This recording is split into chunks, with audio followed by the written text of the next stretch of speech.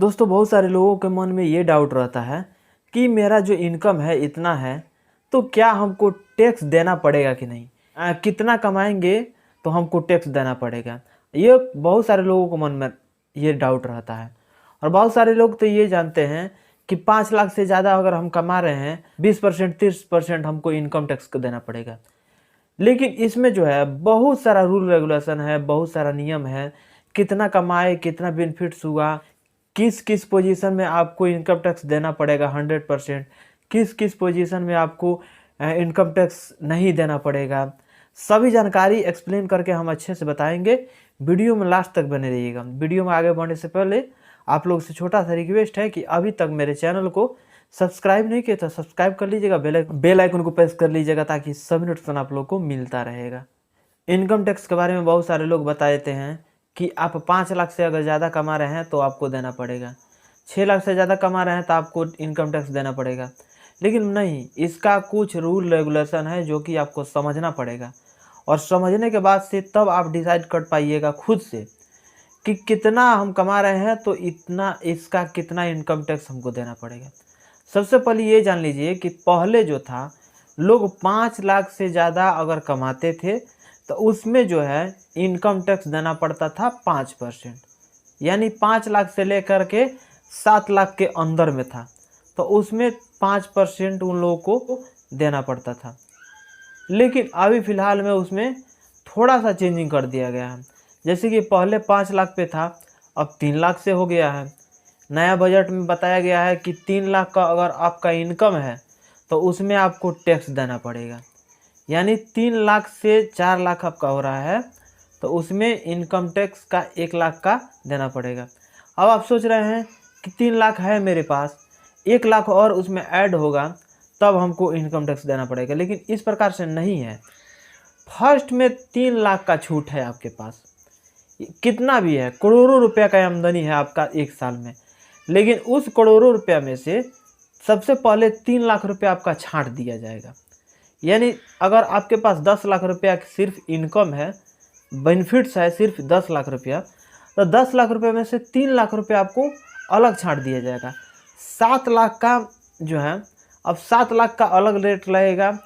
एक बार 10% 7 लाख का नहीं लग जाएगा, उसमें से फिर एक अलग अमाउंट छांटा जाएगा, फिर उसके बाद से एक और अलग अमाउंट छांटा जाएगा।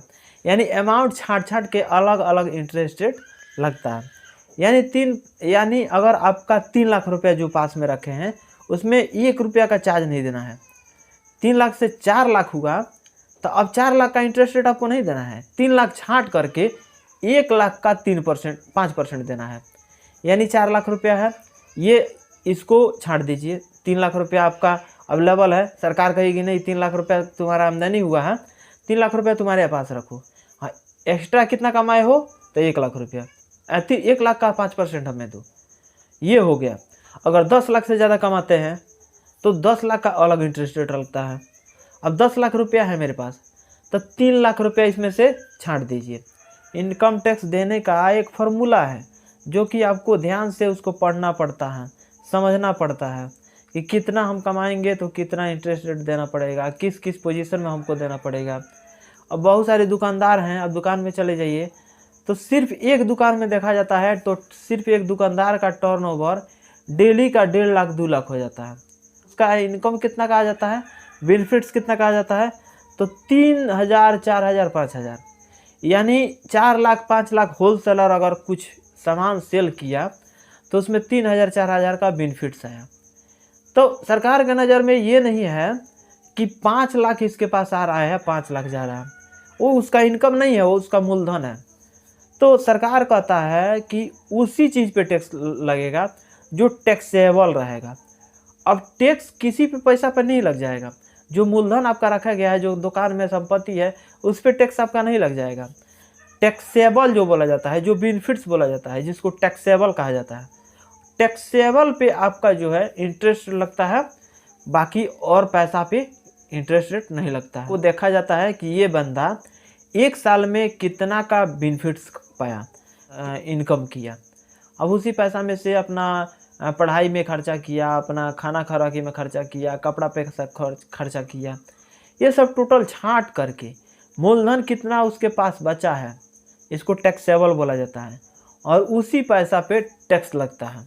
तो ये मत सोचिए कि मेरे पास 10 लाख रुपया है, 10 लाख किसी बिजनेस में हम लगा दिए हैं तो उसमें हमको टैक्स देना पड़ेगा। तो आशा करता हूँ कि टैक्स के बारे में आप लोग थोड़ा बहुत नॉलेज जान गए होंगे। अगर जान गए होंगे कमेंट बॉक्स में ज़रूर कमेंट करके बताइएगा, दोस्तों के पास शेयर कर दीजिएगा, एक लाइक कर दीजिएगा। मिलेंगे नेक्स्ट वीडियो में, आज के लिए बस इतना ही। जय हिंद।